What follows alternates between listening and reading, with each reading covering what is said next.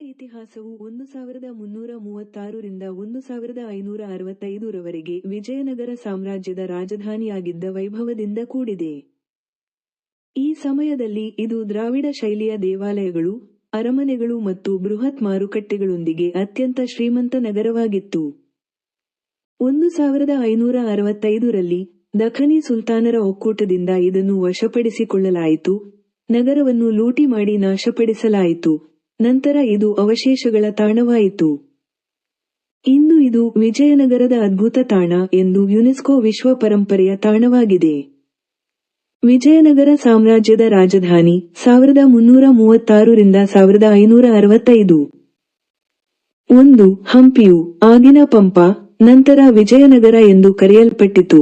1336 ರಿಂದ 1565 ರವರೆಗೆ ವಿಜಯನಗರ ಸಾಮ್ರಾಜ್ಯದ ರಾಜಧಾನಿಯಾಗಿತ್ತು.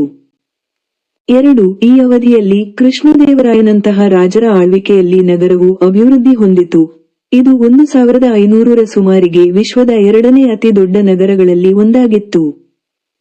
3. ಇದು ಪರ್ಷಿಯನ್ ಮತ್ತು ಯುರೋಪಿಯನ್ ಯಾತ್ರಿಕರನ್ನು ಆಕರ್ಷಿಸಿದ ಭವ್ಯವಾದ ದೇವಾಲಯಗಳು, ಅರಮನೆಗಳು ಮತ್ತು ವ್ಯಾಪಾರ ಕೇಂದ್ರಗಳನ್ನು ಒಳಗೊಂಡಿತ್ತು. ಮತ್ತು 4. ವಿಠಲ ದೇವಸ್ಥಾನದ ಕಲ್ಲಿನ ರಥ, ಉಗ್ರ ನರಸಿಂಹನ ಬೃಹತ್ ವಿಗ್ರಹ, ವಿರೂಪಾಕ್ಷ ದೇವಾಲಯ ಮತ್ತು ಕಮಲ ಮಹಲ್ನಂತಹ ಅನೇಕ ಪ್ರಮುಖ ರಚನೆಗಳನ್ನು ಈ ಕಾಲದಲ್ಲಿ ನಿರ್ಮಿಸಲಾಯಿತು. ಪತನ ಮತ್ತು ಅವಶೇಷ.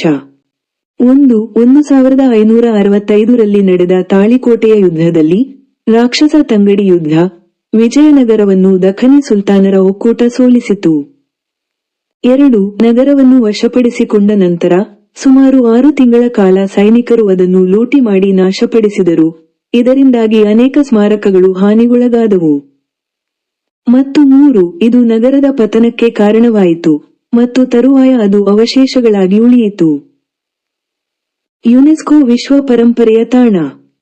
1. ಇಂದು, ಹಂಪಿಯು ಯುನೆಸ್ಕೋ ವಿಶ್ವ ಪರಂಪರೆಯ ತಾಣವಾಗಿದೆ. ಇದು ಕಠಿಣ, ಭವ್ಯವಾದ ತಾಣ ಎಂದು ವಿವರಿಸಲಾಗಿದೆ. 2. ಇದು ಕೋಟೆಗಳು, ನದಿ ತೀರದ ವೈಶಿಷ್ಟ್ಯಗಳು, ರಾಜಮನೆತನ ಮತ್ತು ಪವಿತ್ರ ಸಂಕೀರ್ಣಗಳು, ದೇವಾಲಯಗಳು, ಮಂಟಪಗಳು ಮತ್ತು ಇತರ ಸ್ಮಾರಕ ರಚನೆಗಳನ್ನು ಒಳಗೊಂಡಿದೆ. ಮತ್ತು 3. ಇದು ಭಾರತದ ಶ್ರೀಮಂತ ಇತಿಹಾಸ ಮತ್ತು ವಾಸ್ತುಶಿಲ್ಪವನ್ನು ಪ್ರತಿನಿಧಿಸುತ್ತದೆ.